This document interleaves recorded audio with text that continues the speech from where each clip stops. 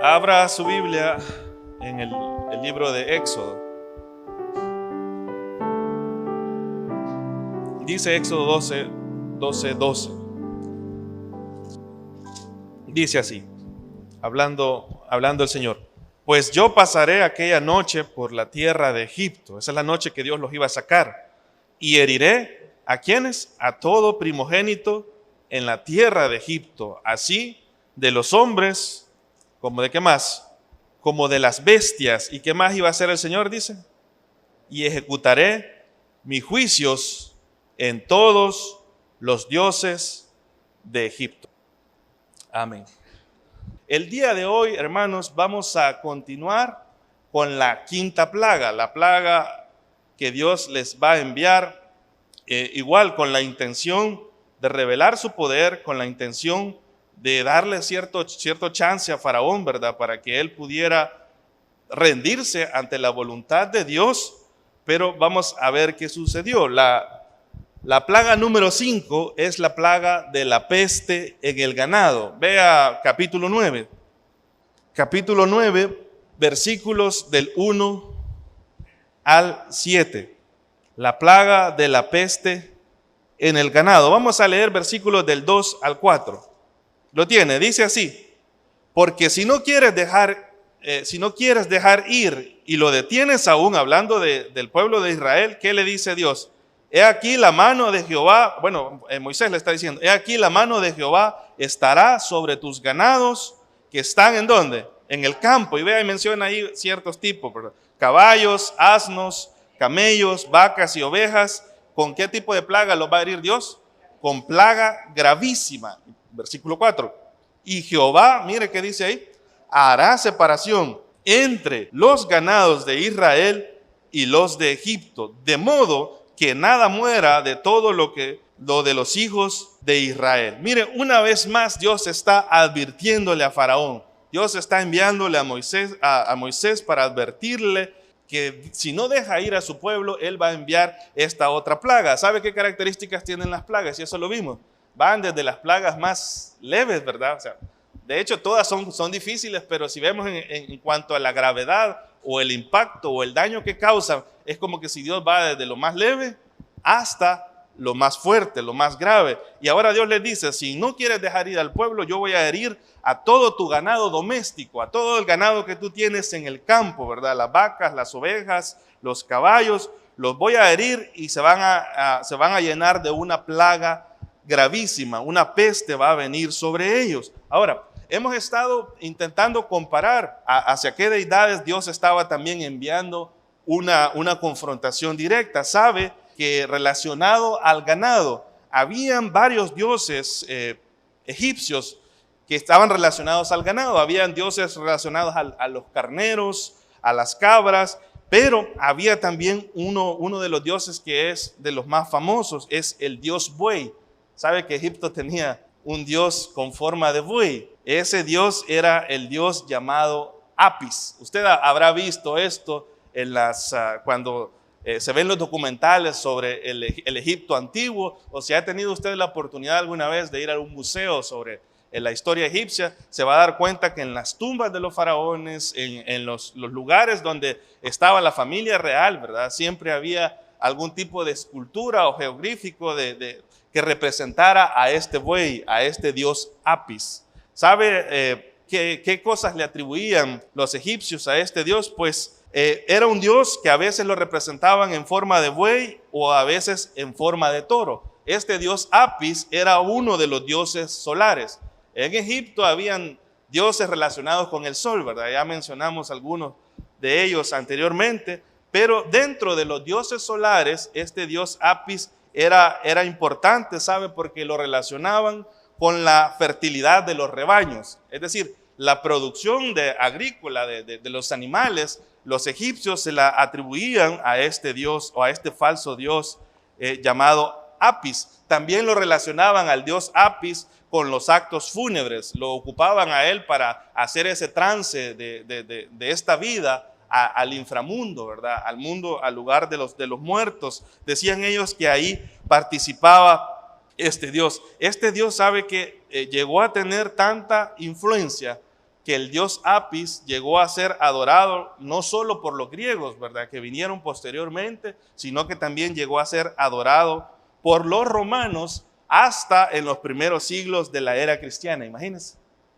ese dios egipcio, sabe que se internacionalizó, ¿verdad? No solo se quedó en Egipto, pasó a varios pueblos y llegó hasta Roma. En los primeros años de la época cristiana todavía había un culto a este dios buey, el dios Apis. Así que vemos aquí en esta plaga que el Dios verdadero está atacando duramente a esta deidad, ¿verdad? Esta deidad que tenía forma de buey, que tenía forma de toro, y ahora Dios envía una plaga sobre qué tipo de animales. Dice, dentro de todos esos, usted lo leyó ahí en el versículo 2, dice, todos los animales que están en el campo, caballos, asnos, camellos, vacas y ovejas, ¿con qué dice? Con plaga gravísima. Dios envió esta plaga para demostrar que no había otro Dios más grande que Él. Amén.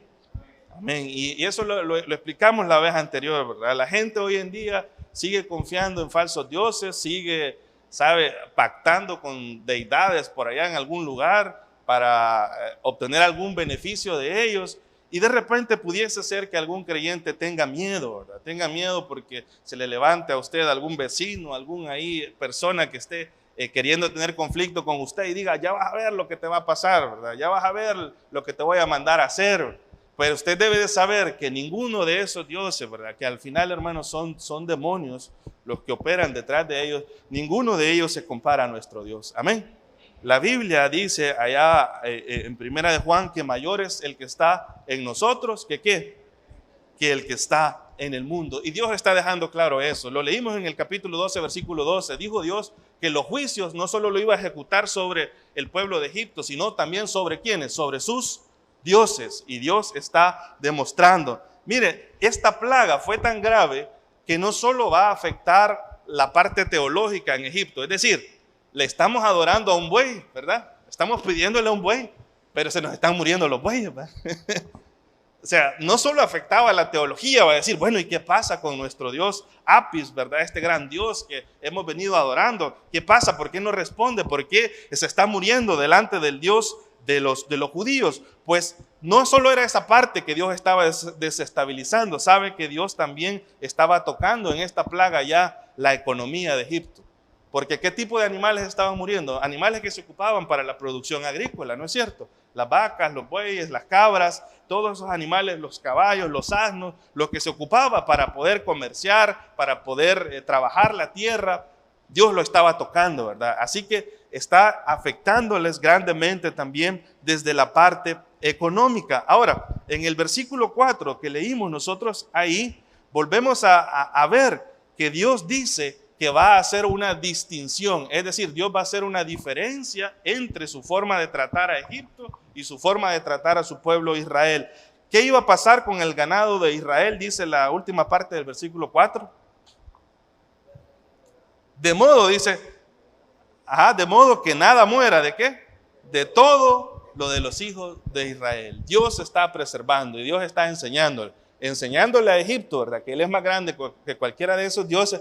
Y que Dios puede hacer que esta plaga se focalice en un solo lugar, ¿verdad? Porque no va a llegar hasta la tierra de Gosén, donde están los israelitas. Y Dios está enseñándole a los israelitas que Él es el Dios más grande, ¿verdad?, que Él es el Dios de todos los dioses y que Él es capaz de cuidarlos y de preservarlos en medio de esta plaga. Ahora, ¿qué hizo Faraón, verdad? Usted conoce la historia, pero veamos lo que dice la Biblia, versículo 7. ¿Qué hizo Faraón después de ver que estaban destruyendo a ese su dios Apis, que estaban destruyendo su economía también ahí? Dice el versículo 7, vea conmigo qué hizo él. Entonces Faraón envió, y he aquí que del ganado de los hijos de Israel no había muerto uno. ¿Y qué pasó con Faraón? Mas el corazón de Faraón se endureció. ¿Y qué hizo él?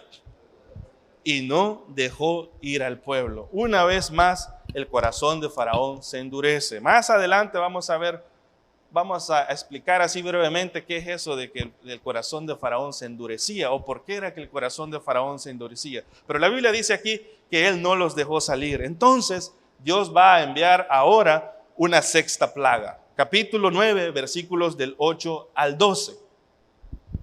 Dios va a enviar una plaga de úlceras, así se le conoce ahí. Van a ser un cierto tipo de llagas que se van a producir en la piel, y no solo en la piel de las personas, ¿sabe?, sino que en la piel de todos los animales de los egipcios. Dice, vea versículo 9. Y vendrá a hacer polvo sobre toda la tierra de Egipto y producirá sarpullido con úlceras. ¿En dónde? ¿En quiénes? En los hombres y en las bestias para todo el país de Egipto. ¿Qué es lo que había pasado? Dios le ordenó a Moisés y a Aarón que tomaran con su palma ceniza de un horno y que esa ceniza la esparcieran al cielo delante de Faraón, y esta ceniza se iba a convertir en polvo fino que iba a cubrir la zona de Egipto y se iba a producir salpullido o úlceras en la piel. Una traducción distinta a la Reina Valera dice llagas que se producían en la piel de las personas y del ganado. Mire, ¿qué tiene de distinto esta plaga de las demás? No sé si usted ha notado. Esta es la primera de todas las plagas que comienza a atentar directamente a la salud de las personas, que empieza a atacar directamente ya no solo las posesiones, ¿verdad?, los animales, las cosas, el agua, como había sucedido, ¿verdad? Sí había lo de los piojos, ¿verdad?, pero no era algo tan grave. Ahora esta sí tenía el potencial, hermanos, de poder matar a alguien, ¿sabe? Esas llagas que se estaban produciendo, ese malestar que se estaba produciendo en la piel, Dios comienza a subir la severidad. Y ahora Dios le dice, voy a comenzar a atacarlos más fuerte, porque el corazón de Faraón sigue duro, ¿verdad? Es la primera vez que se lee aquí que esta plaga va a afectar la salud de las personas. Pero, ¿qué cree usted que hizo Faraón? Se puso a reflexionar en lo que estaba pasando. Versículo 12. Esa es una frase que se repite y se repite en toda la escritura. Pero ahora aquí se va a incluir la participación de Dios. Dice versículo 12. Pero Jehová endureció el corazón de Faraón. ¿Y qué pasó? Y no los oyó, como Jehová lo había dicho a Moisés. Ahora no solo es Faraón por iniciativa propia rechazando la voluntad de Dios, sino que ahora es Dios dejándolo que siga a él con su corazón endurecido. Dios le dice, bueno, si eso crees, eso te voy a dar. Y dice la Biblia que Dios endureció su corazón. Ahora, las plagas van a ir subiendo, hermanos, van a ir afectando. Esta plaga afectó al ganado, sí, ¿verdad? Sigue afectando a estas deidades que tienen que ver con los animales. Habían varias deidades, ¿verdad? De hecho, los egipcios tenían dioses con forma de casi todo animal, hermano. Desde la serpiente, el buey, el buitre, ¿verdad? Tenían unos con cabezas de pájaro, todo lo que los animales prácticamente tenían un lugar ahí. Así que Dios seguía atacando a estas deidades. Y ahora Dios va a enviar una plaga más grave todavía. Vea capítulo 9, vamos a leer versículos del 24 al 26. ¿Lo tiene? Dios ya le ha dicho a Faraón, pero vea lo que pasó, dice el 24 al 26. Hubo pues granizo y fuego mezclado con el granizo tan grande, cual nunca hubo en toda la tierra de Egipto desde que fue habitada. Y aquel granizo hirió en toda la tierra de Egipto todo lo que estaba en el campo, así hombres como bestias. Asimismo, destrozó el granizo toda la hierba del campo y desgajó todos los árboles del país. Pero vea qué hace Dios, versículo 26. ¿Qué hace Dios? Solamente en la tierra de Gosén, donde estaban los hijos de Israel, ¿qué sucedió ahí? No hubo granizo. La séptima plaga es la plaga del fuego y granizo, la plaga que Dios va a enviar. Y usted quizás se pregunta, ¿y cómo es eso que va a haber una mezcla de fuego y granizo? Va a haber algo helado y va a haber fuego, ¿verdad? Mezclado ahí simultáneamente. ¿Es posible que eso suceda? Sí, hermanos. ¿Sabe que la traducción ahí cuando dice fuego, lo más probable es que se refiera a rayos de una tormenta? ¿Y cuándo cae el granizo, hermano? Generalmente ocurre durante una tormenta, ¿verdad? Cuando el agua no logra caer en estado líquido todavía aquí a la superficie terrestre, sino que debido a las temperaturas y el viento, entonces el agua tiende a solidificarse, a unirse y a formar cierto tipo de bolas, ¿verdad? Usted ha visto, quizás raramente, bueno, los que han vivido más tiempo quizás sí dicen que aquí en San Miguel hace bastante tiempo caía granizo durante las tormentas. Yo he visto unas cuantas veces, ¿verdad? Pero unos pedacitos extremadamente pequeños. Pero sí es posible, hermanos, que en una tormenta se produzcan las dos cosas, se produzcan rayos, que la Biblia llama aquí fuego, y se produzca, ¿qué más dice ahí? Granizo. Pero, ¿qué característica tenía este granizo según como lo describe el autor de la tierra?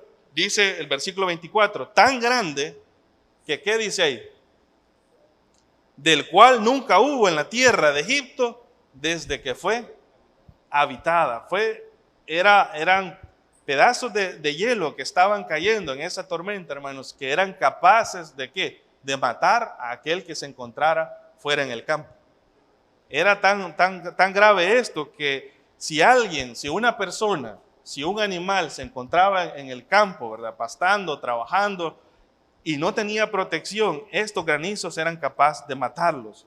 Y esto no solo afectó a las personas, afectó a los animales, sino que dice la Biblia que dañó gran parte de los árboles y de las cosechas en Egipto, ¿verdad? Eso dice el versículo 25, dice, asimismo destrozó el granizo, ¿el qué dice? Toda hierba del campo y desgajó los árboles del país. Usted sabe los daños que puede traer a una cosecha el hecho de que caiga hielo y le caiga sobre ella, ¿verdad? No solo tiende a podrirla o eso, sino que también puede dañar. Aquí dice que comenzó a desgajar los árboles, ¿sabe? Dios está afectando las personas, está afectando el ganado, ¿verdad? Y está afectando otra parte importante para el sustento de Egipto, que es la parte de los árboles y las plantas. Eso se está viendo afectado aquí. Pero una vez más la Biblia vuelve a decir, versículo 26, que ¿qué hizo Dios con Israel? ¿Qué hace Dios? Los guardó, dice, ¿verdad? Solamente en la tierra de Gosén, donde estaban los hijos de Israel, ¿qué pasó ahí? No hubo granizo. ¿Sabe? Dios, aún en medio de sus juicios, Dios le dio oportunidad a los egipcios, a ciertos egipcios, de escuchar su palabra y de decidir creerle o no creerle. Y la Biblia dice que los que creyeron a la palabra de Dios, los que temieron a la palabra de Dios, ¿sabe qué hicieron con sus ganados y con sus siervos que estaban en el campo? Los mandaron a que se fueran a sus casas, los protegieron. Vea, ahí versículo 20. Dice, de los siervos de Faraón, de los que estaban ahí escuchando cuando llegó Moisés y Aarón, el que tuvo temor de la palabra de Jehová, ¿qué hizo él? Hizo huir a sus criados y a su ganado a casa. ¿Ven? El que dijo, esto que estos hombres están diciendo es cierto, ¿verdad? Inmediatamente mandó a avisar a su casa, ¿verdad? Miren, vayan a traer el ganado y váyanse para adentro porque algo va a pasar y el Dios de los hebreos va a enviar un juicio, ¿verdad? Pero ¿qué pasó con los demás? Versículo 21. Mas el que no puso en su corazón la palabra de Jehová, ¿qué hizo? Dejó a sus criados y a sus ganados en el campo. ¿Y qué cree usted que les pasó?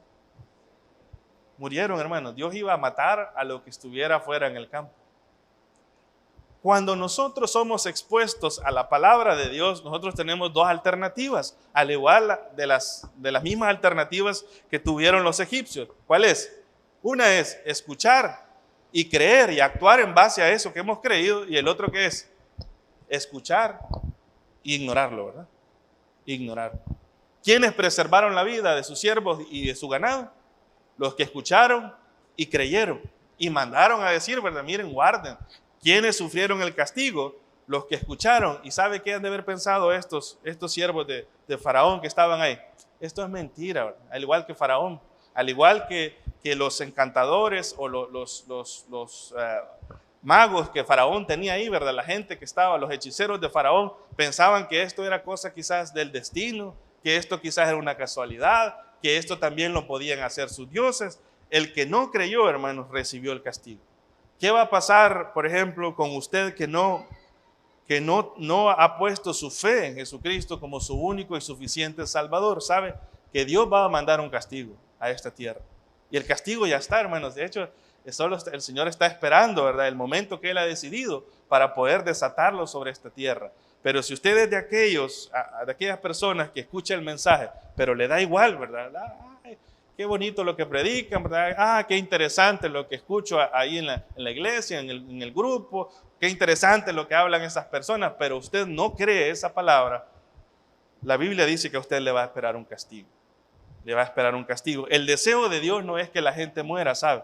Si no, Dios hubiera permitido, si Dios no hubiera permitido aquí que los siervos de Faraón escucharan el mensaje, porque Dios hubiera dicho, bueno, que se mueran, ¿verdad? Pero Dios les da la oportunidad de escuchar. Ellos tenían que decidir creerle a Dios y obedecer, ¿verdad?, guardando sus ganados, o ignorar la palabra de Dios y recibir el castigo. La pregunta para usted en esta mañana es, ¿qué va a hacer usted con el mensaje de Dios? Quizás Dios le está enviando advertencias a su vida, ¿verdad? De distintas maneras. Sabe que Dios nos habla de muchas maneras.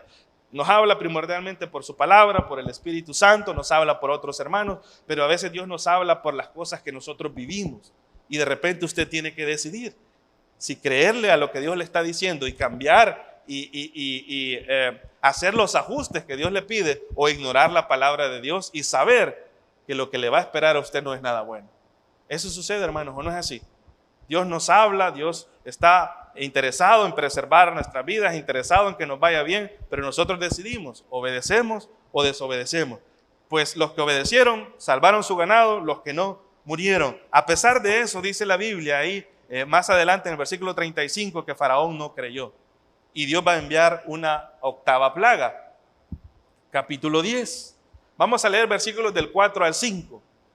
La plaga de las langostas se le conoce a esta. Vea capítulo 10, versículos del 4 al 5. Dice el Señor, dice la palabra de Dios: y si aún rehusas dejarlo ir, hablando de Israel, he aquí que mañana yo traeré sobre tu territorio ¿el qué?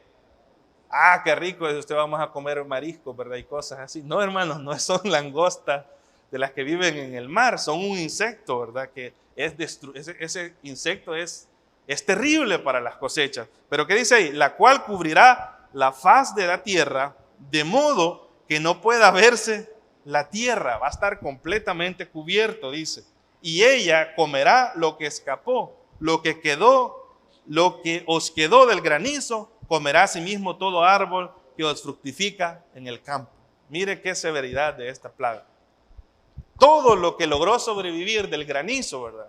Porque hubieron ciertos cultivos que, debido al estado en el que se encontraban, sí lograron sobrevivir. Dios les dice, miren, lo que les dejó el granizo, se lo va a comer ¿quién?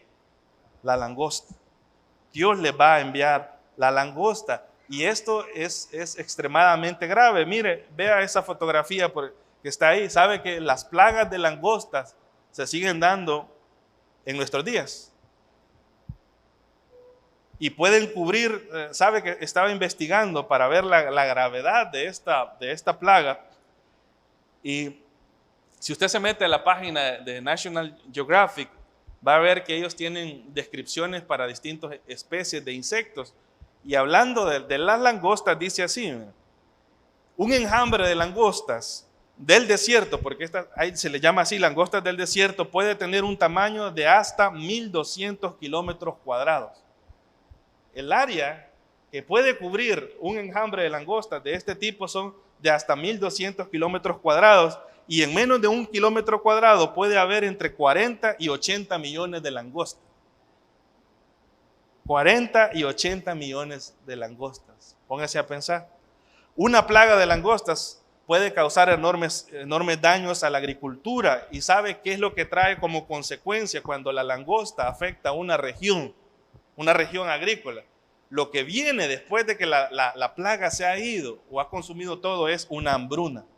Eso es lo que le sigue. Después de esta plaga, lo más probable que iba a venir sobre Egipto era una hambruna. Y eso sigue ocurriendo, hermanos. ¿Sabe? En las regiones de África son uno de los insectos a los que más le tienen miedo. Y es la misma región donde está Egipto, ¿verdad? En la parte del continente africano. Yo no sé si usted ha visto, pero de repente por aquí en El Salvador han aparecido unas langostas de un tamaño más o menos así, ¿verdad? De unos 15 centímetros. Y la gente dice, ¡ay, qué bonita! No, hermano, ¡ay, qué peligroso si vinieran más de esas, ¿verdad? porque no dejarían nada. Se comerían todo. Y esa es la plaga que Dios le está enviando a Faraón. Sabe que esta plaga fue tan severa que esta es la primera vez que se registra que los que estaban con Faraón, ¿verdad? Los siervos de Faraón que estaban alrededor de él le dijeron, ya rendite. Con esto nos está acabando ese Dios de los hebreos. Ve ahí, versículo 7. Después de que la plaga ha llegado y ha consumido todo, mire, ya la gente, los egipcios estaban ya cansados y dijeron, aquí sí estamos terminados. Dice versículo 7, capítulo 10, verso 7. ¿Qué dice? Entonces los siervos de Faraón le dijeron, ¿hasta cuándo será este hombre un lazo para nosotros? Hablando de Moisés. ¿Qué le sugieren al hombre? Deja ir a estos hombres para que sirvan a Jehová su Dios. ¿Acaso no sabes todavía que Egipto está, ¿cómo está? Destruido. Egipto, que se había caracterizado por la abundancia, ¿verdad? Por ser una ciudad pionera, ¿verdad? Que estaba arriba de las demás en las cuestiones de diseños agrícolas y de sus cosas. Ahora Dios los ha traído hacia abajo. Ha destruido prácticamente todo su sustento. Dios se los ha destruido. Y estos hombres reconocen y dicen, estamos acabados, Faraón. ¿Hasta cuándo no te vas a dar cuenta de lo que está pasando? Hermanos, a veces ese es el mismo mensaje para algunos de nosotros, ¿verdad? Nos está lloviendo sobre mojado, ¿verdad? Y las cosas saliéndonos mal y esto y lo otro, y usted no quiere entender por qué las cosas le salen mal, y de repente su familia o alguien le va a decir, ¿hasta cuándo vas a entender que eso que te está pasando es porque no quieres hacer esto, esto y esto? Y nosotros estamos con la rebeldía, ¿verdad? No, que no, yo no voy a dar mi brazo a torcer. Hermano, ¿puede alguien ganarle a Dios? No puede. No puede, ni el faraón, ¿verdad? Ni el hombre que se creía uno de los más grandes, hasta un dios, porque los faraones eran considerados como dioses ahí. Ni él puede resistirse a lo que Dios va a hacer. Y Dios va a enviar ahora una novena plaga. Una novena plaga que va a ser todavía más difícil. Capítulo 10, versículos del 21 al 29. Dios va a enviar una plaga de tinieblas. Dice la Biblia que la tierra iba a estar en la zona de Egipto, ¿verdad? La zona donde estaba Faraón y su gente, iba a estar en una penumbra completa durante tres días. Vea versículos 22 y 23 para que lo entendamos. ¿Qué hace Moisés? Dice, y extendió Moisés su mano hacia el cielo, y hubo densas tinieblas sobre toda la tierra de Egipto. ¿Por cuánto tiempo? Por 3 días. Y mire, para que entendamos que no solo era, está oscuro, ¿verdad? No, aquí va a dar una descripción, versículo 23. Ninguno vio a su prójimo, ni nadie se levantó de su lugar en 3 días. Mas todos los hijos de Israel tenían luz en sus habitaciones. Versículo 21, si quiere, vean, para que entendamos. Jehová dijo a Moisés, extiende tu mano hacia el cielo para que haya tinieblas sobre toda la tierra de Egipto, tanto que cualquiera las palpe. De ahí, usted ha escuchado esa frase que dice, era una oscuridad que hasta se podía cortar, ¿verdad? Pues viene de ahí, ¿verdad? Una tiniebla era tan oscuro, ¿verdad? Que aquí exagera el escritor y dice que era que hasta se podía tocar la oscuridad, ¿verdad? No se podían ver. 3 días iban a pasar que ni siquiera se iban a poder levantar, no iban a poder hacer los quehaceres de su casa, salir al campo. Nada de eso iba a ser así. Era una plaga de penumbra. Ahora, ¿es casualidad que Dios esté enviando una plaga de penumbra a Egipto? ¿Cree usted que a Dios solo se le ocurrió decir, bueno, ahora la siguiente es penumbra? No, hermanos, había un Dios, y usted lo ha visto, es el Dios Sol. Para los egipcios, ellos adoraban el sol. Habían distintos dioses para el sol, ¿verdad? El sol en la mañana tenía un dios, el sol en la tarde tenía otro dios, y había un sol que era el sol del mediodía, un dios del sol del mediodía, y este era de los dioses principales sobre Egipto, y era el dios Ra. Usted ha escuchado esto, ¿verdad? El dios Ra. Y va a ver que en todas las pirámides, las tumbas y todo, va a haber el sol, ¿verdad? Y la forma del sol, porque era el dios principal, el dios del sol del mediodía. ¿Y sabe por qué era importante este dios Ra? ¿Y por qué los faraones le daban publicidad a este dios Ra? Porque se creía que el faraón era una encarnación del dios Ra. O sea que al faraón le convenía que adoraran ¿a quién? A Ra, ¿verdad? Porque si adoraban a Ra, también lo iban a adorar a él, iban a considerarlo a él como un ser divino, ¿verdad? Porque venía él de una encarnación de este dios Ra. Pues Dios les dice, tu Dios es el sol, estás adorando el sol, ¿verdad? O sea, intente usted hacer algo en contra del sol, hermano. ¿Verdad que humanamente está bien difícil hacer eso? ¿Cómo va a hacer usted algo en contra del sol? Las culturas de aquí de América y los que vivieron aquí en estas regiones, ¿verdad? En el pasado, hace mucho tiempo, saben que también adoraban al sol, ¿verdad? El sol ha sido adorado por muchas culturas, pues los egipcios lo tenían como uno de sus dioses más grandes. Y ahora Dios les dice, el sol es tu Dios, yo te lo voy a oscurecer por 3 días y vamos a ver quién es el Dios verdadero. Dios está atacando directamente a esta deidad y diciéndole, ni el dios Ra ni Faraón pueden oponerse a mí. A los dos los está atacando el Señor ahí. Ahora, ¿se ha puesto a pensar usted cómo pudo ser esto posible? Sí, la Biblia tenemos que creerla, ¿verdad? Y aceptarla por fe. Pero también no es pecado razonar ciertas cosas y siempre someterla a la fe. Pero, ¿cómo es que es posible que el sol se oscurezca por 3 días? ¿Sabe que eso es posible? Es posible porque, según los eruditos bíblicos que han analizado los pasajes, dicen que ese relato se refiere ahí a una tormenta de arena. Lo que Dios envió probablemente a la región de Egipto en esa época fue una tormenta de arena y de una tormenta sobrenatural de arena.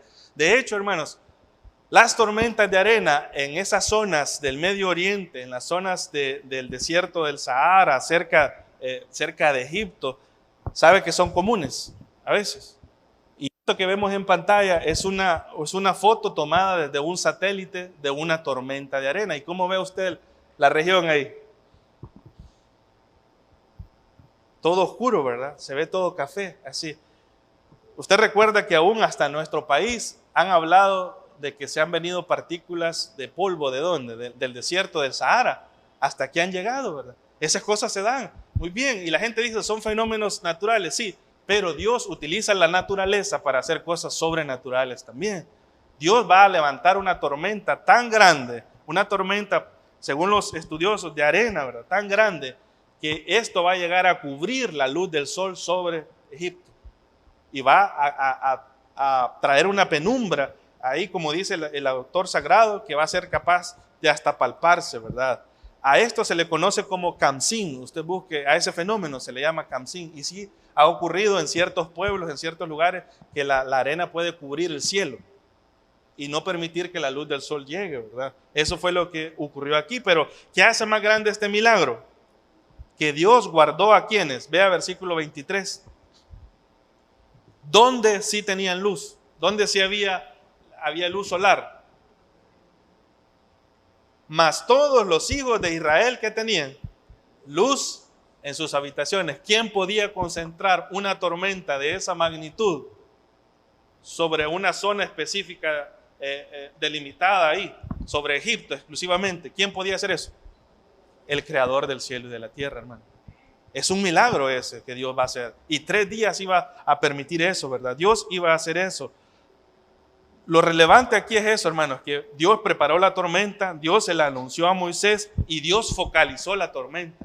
La puso solamente para que afectara a los egipcios. Dios le estaba diciendo, no hay Dios más grande que yo. Ni su Dios Ra, Dios Sol, ni su Dios Faraón se compara delante de mí. Muy bien. Ahora, le dije, vea cómo reacciona Faraón. Versículos del 24 al 27, vamos a leer. Entonces Faraón hizo llamar a Moisés y dijo, id, servid a Jehová, solamente queden vuestras ovejas y vuestras vacas, vayan también vuestros niños con vosotros. Y Moisés respondió, tú también nos darás sacrificios y holocaustos que sacrifiquemos para Jehová nuestro Dios. ¿Sabe qué Moisés está haciendo?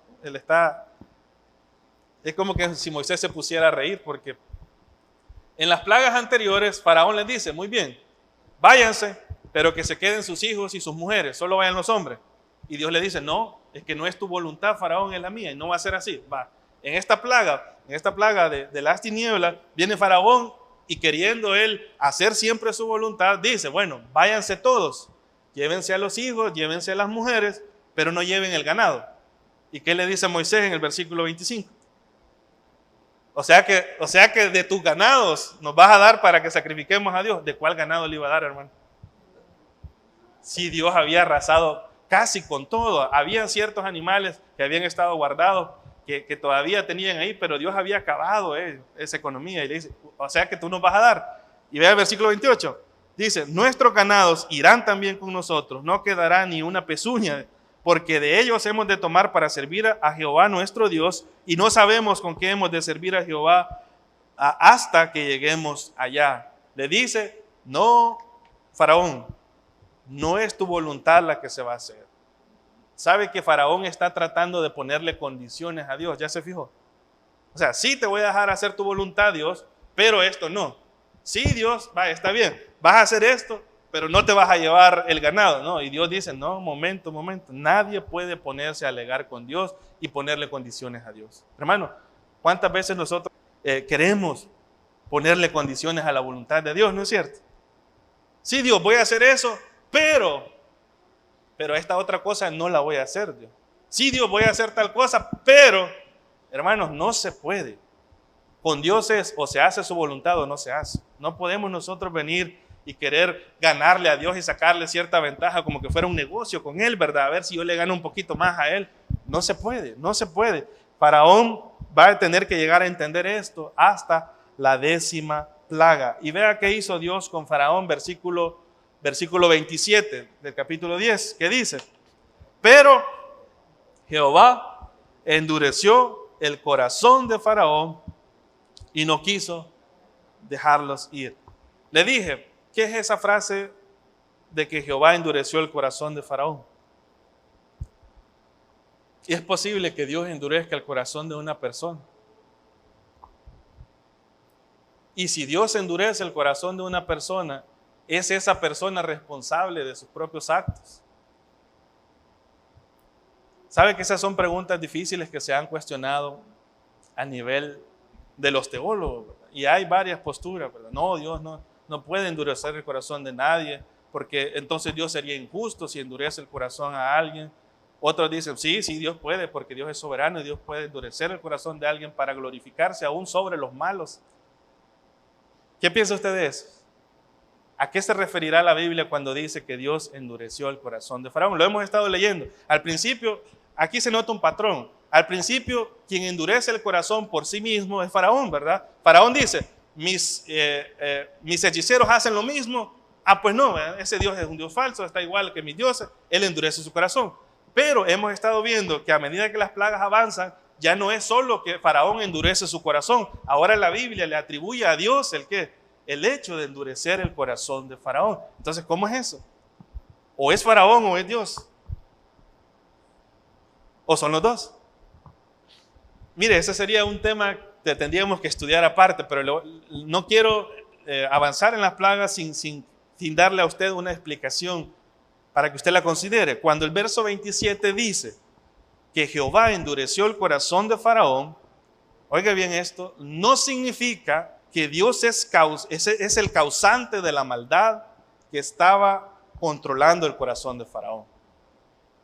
El hecho de que diga ahí, Dios endureció el corazón de él, no significa que Dios sea el causante de la maldad que gobierna la voluntad de Faraón. Faraón era responsable, hermanos, de sus propias decisiones, ¿no es cierto?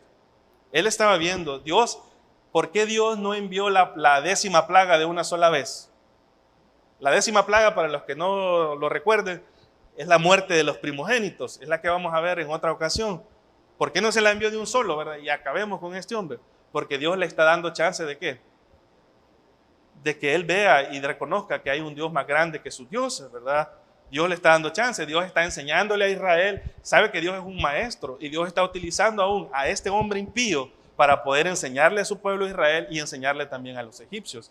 Pero no significa que Dios sea el responsable de la maldad que hay en el corazón de Faraón, ni tampoco significa que Faraón no sea responsable, ¿verdad? Faraón es responsable de sí mismo, al igual que todos nosotros somos responsables de nuestras decisiones, ¿verdad?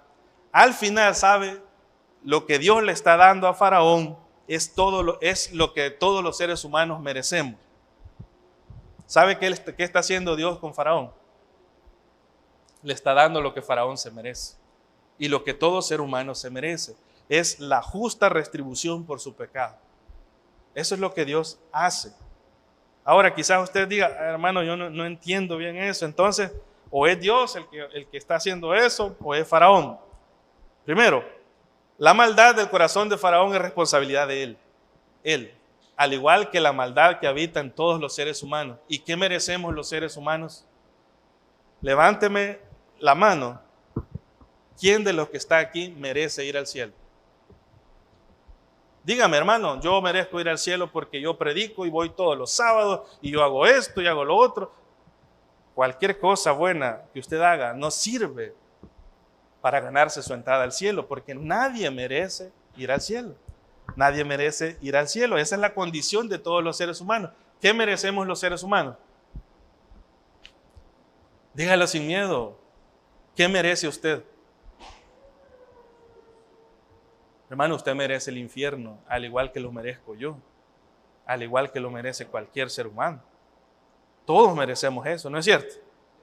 Ese es. Ahora, ¿por qué es que Dios nos permite a nosotros ya no ir al infierno e ir al cielo? Porque nosotros somos inteligentes, porque nosotros somos buzos, ¿verdad? Que prestamos atención al mensaje y de repente yo sí entendí el mensaje, y porque yo entendí el mensaje, entonces ahora yo creí en el Señor Jesucristo y ahora yo me voy a salvar. No, hermano. Las personas se salvan por la intervención de la gracia y la misericordia de Dios en la vida de ellos. Dios es el que nos permite a nosotros cambiar de dirección, entender el mensaje de salvación, que el Espíritu Santo venga y nos convenza. Ahora, ¿por qué le estoy explicando esto? Porque eso mismo sucede con Faraón. Algunos dicen, Dios fue injusto porque Dios endureció el corazón del Faraón. No, Dios no es injusto porque Faraón merecía eso. Lo que hizo Dios fue mostrarle misericordia a Israel. Porque al igual que Faraón, Israel merecía ser tratado así. Pero ¿qué hace Dios con Israel? Le muestra misericordia.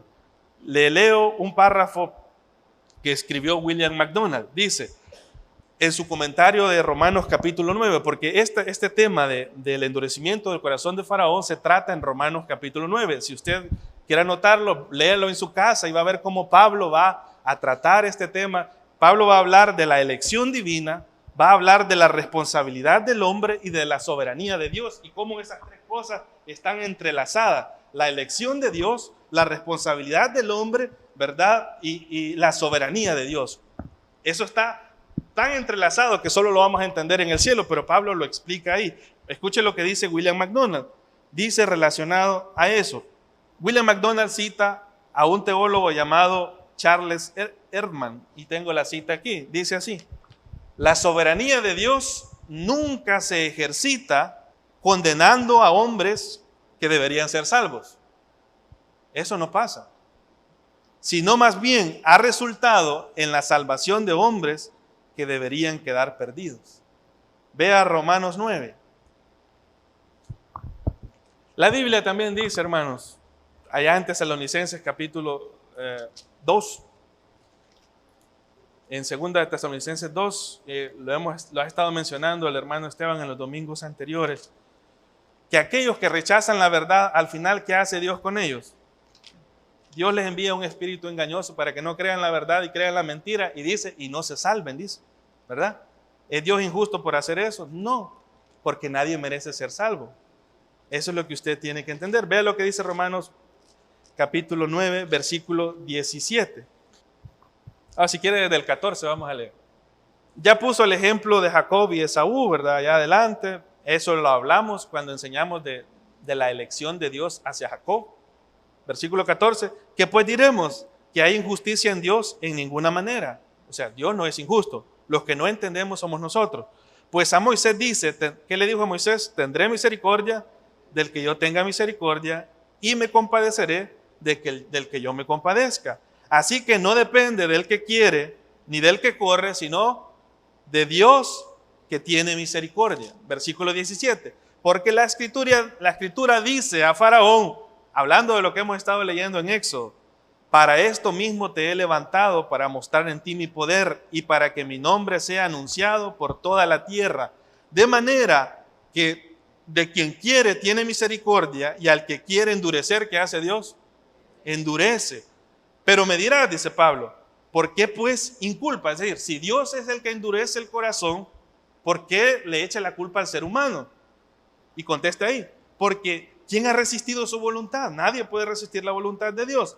Y ahí está la respuesta de Pablo. Mas antes, oh hombre, ¿quién eres tú para que alterques con Dios? Dirá el vaso de barro al que lo formó, ¿por qué me has hecho así?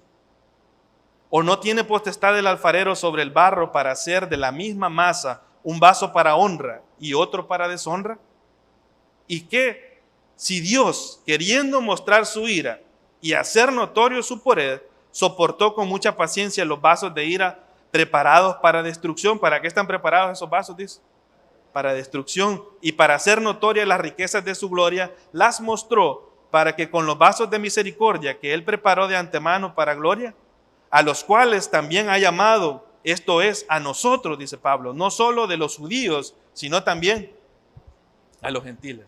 Cuando alguien rechaza la verdad, Dios dice, muy bien, te voy a dejar seguir el camino que te mereces y el camino que todos merecen, ¿verdad? Y Dios endurece su corazón.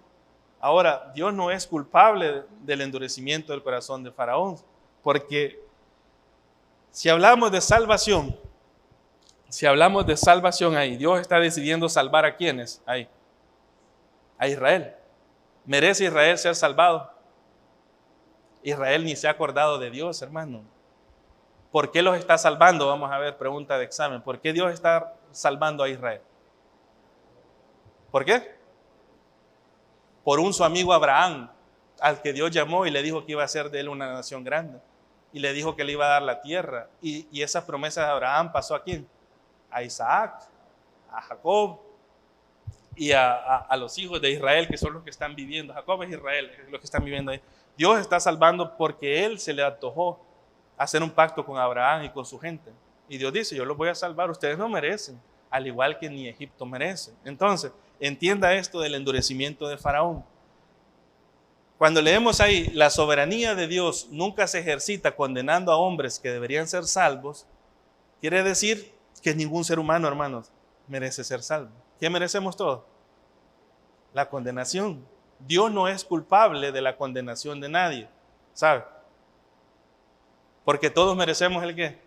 Dice la Biblia, no hay justo ni aun uno, no hay quien entienda, no hay quien busque a Dios. Por mucho que usted diga que usted tenía un corazón religioso, que usted diga que usted siempre tenía algo que lo ponía sensible a las cosas de Dios, por mucho que usted diga eso, dice la Biblia que no hay quien entienda, no hay quien busque a Dios, no hay quien haga lo bueno, no hay cuantos, ni siquiera uno. Tiene que intervenir Dios. Dios no es culpable de la condenación de nadie. Dios es culpable, si queremos llamarlo así, de la salvación de las personas. No sé si me doy a entender. Faraón endureció su corazón porque así era, hermano. Simplemente Dios le dice, eso querés, te estoy dando lo mismo que todos se merecen. Pero Dios muestra su lado de misericordia para con Israel. ¿Merecía Israel que Dios lo sacara de ahí? No merece, hermano. No hay registros ahí de que Israel haya buscado a Dios. Es Dios buscando a Israel por el pacto que él tiene con su amigo Abraham, ¿verdad? Con Isaac, con Jacob. Lo mismo sucede con la salvación, hermanos. Ninguno de nosotros merece ser salvo. ¿Es Dios culpable por la gente que está condenada o la gente que se va a condenar yendo al infierno? ¿Es Dios culpable por eso? No. Dios es culpable de aquellos que hemos sido salvados. Porque Dios ha puesto en nosotros el querer como el hacer por su buena voluntad. Así que eso del corazón endurecido es algo bien complejo, ¿verdad? Si usted, por ejemplo, usted tiene miedo y dice, ay, si Dios endurece mi corazón para que yo no crea en Él. No, Dios no lo va a hacer. Si usted está aquí en esta mañana y usted nunca ha puesto su confianza en Jesús, es una señal de que Dios quiere salvarle a usted. Dios quiere hacerlo. Y si Dios lo salva, ¿verdad? Es por su misericordia, no es porque usted lo merezca, no es porque ninguno de nosotros lo merezcamos, porque todos merecemos lo mismo. ¿Qué merecemos? Dígalo sin miedo, ¿qué merecemos? El infierno. Pero Dios en su misericordia ha enviado a su Hijo Jesucristo para poder salvarnos. Amén.